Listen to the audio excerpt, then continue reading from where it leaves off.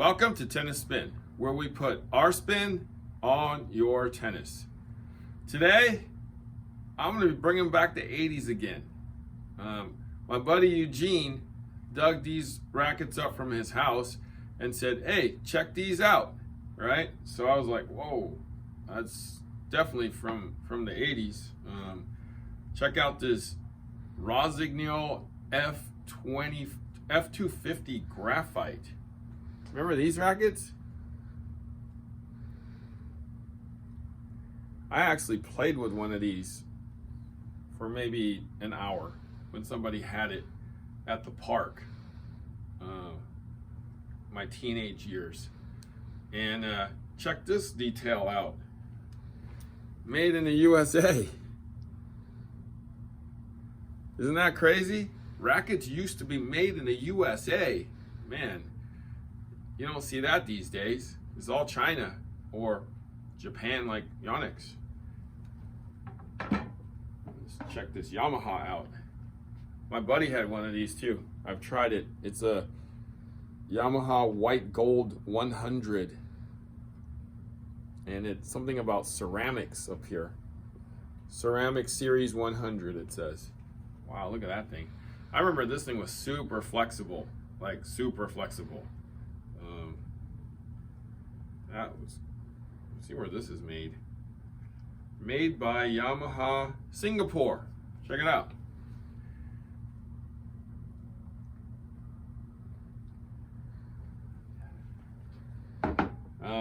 Couple of you people wanted me to do a video on what happened to YAMAHA. I'm actually working on that video. I've been calling everybody I know in the industry that was around in the 80s and the 90s to see if I could gain some insight as to what exactly happened to the company. So still a work in progress, but YAMAHA was one of my favorites back in the day, so I was actually pretty interested myself. ADIDAS, man, they make decent shoes. Remember when they made Rackets? GTX Mid, Lendl. And it says carbon graphite on there. I played with one of these, but it wasn't blue. I think it was white or gray, maybe black, I don't remember. But it had this shape on it. And I also played with a Puma racket too that was kind of this shaped. Remember that one? The Boris Becker. Made in France. Look at that.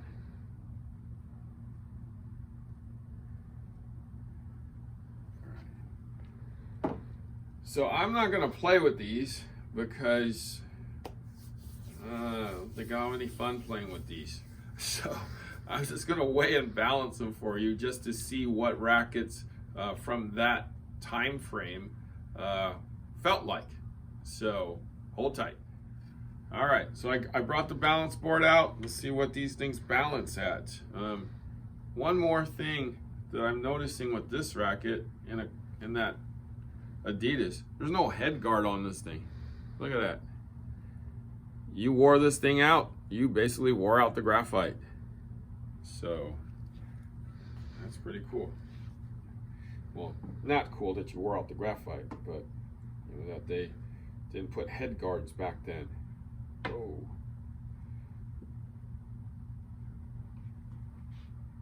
$313.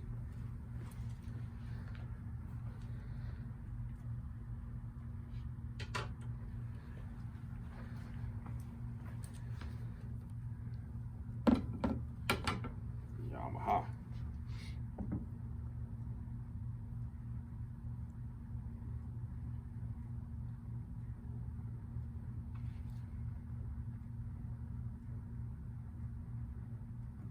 $312.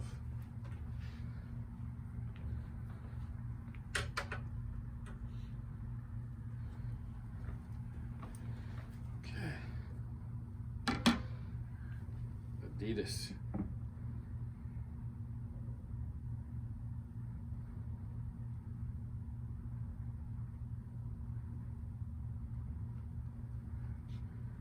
$319.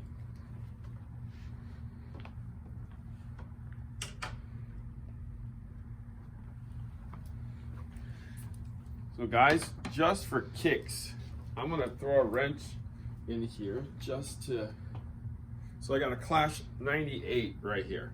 And I'm gonna see how different these are from, let's say, 80s, 90s, probably 80s on those, to today.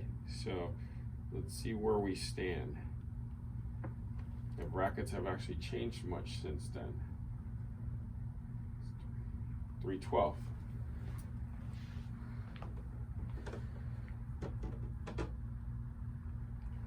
Okay. All right, let's hit the scale. At the scale with my Rossignol.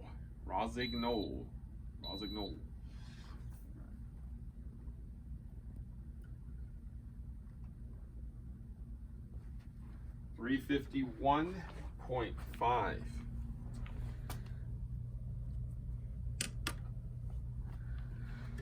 Swing weight.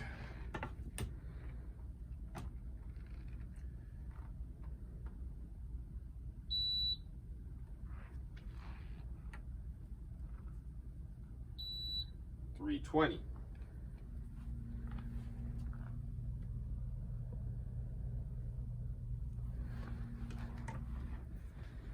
And that's the original leather grip from what Eugin told me. Okay. YAMAHA.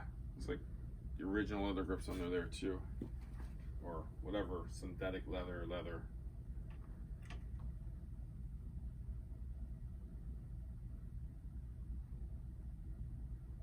$327.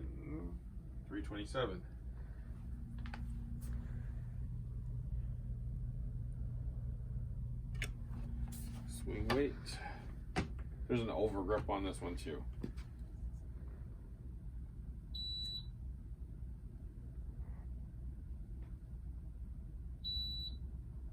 $290.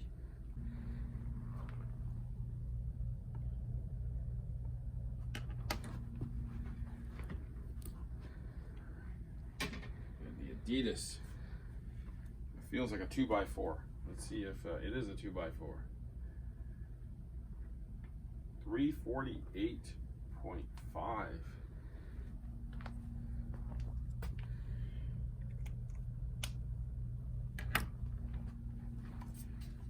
This has a Turner grip on it. I'm guessing the original grip is underneath.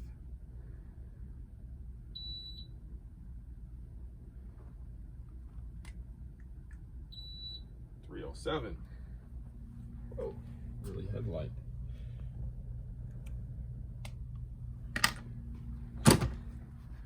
And we'll take the modern day Clash 98.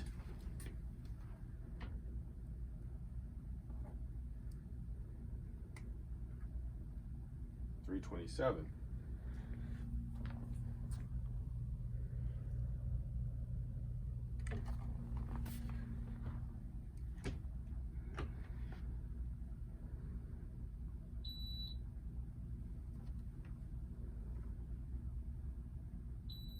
$317.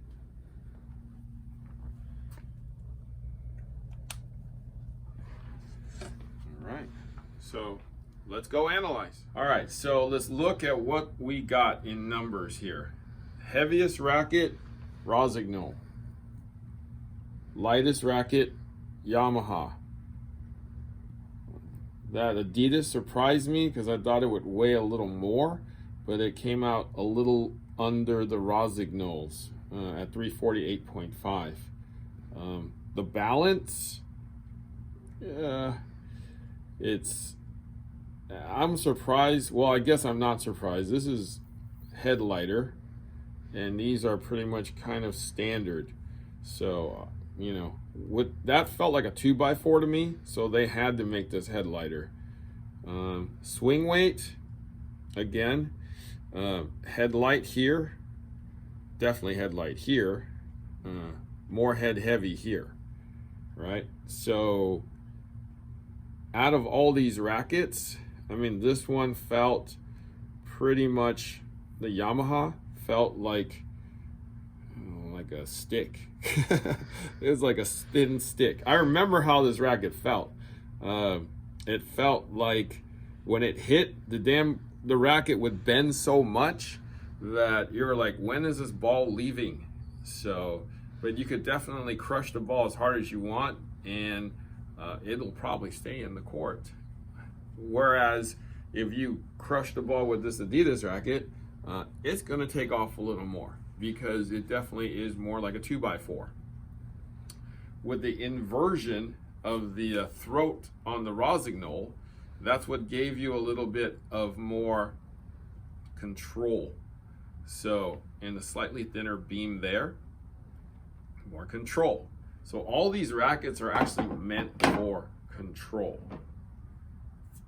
Yeah, so they're all thinner beams, except this ADIDAS one actually has like a thicker throat here. Like that is thick. It's like a piece of wood here into here that braces it and makes it, you know, stiffer.